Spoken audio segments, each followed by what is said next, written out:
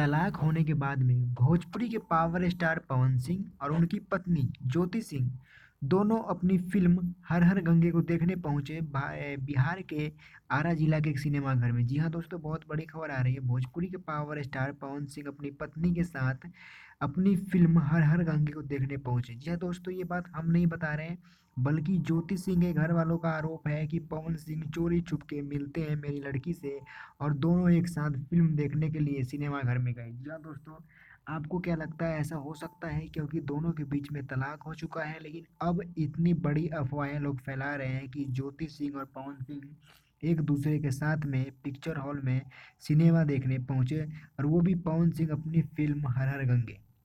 इस बात में कितनी सच्चाई है, प्लीज़ कमेंट में अपना राय जरूर दें। अगर वीडियो पसंद आए तो वीडियो को लाइक और चैनल को सब्सक्राइब जरूर करें, जिससे कि हम एक से बढ़ के एक वीडियो आपके लिए लेकर आते रहें। धन्यवाद।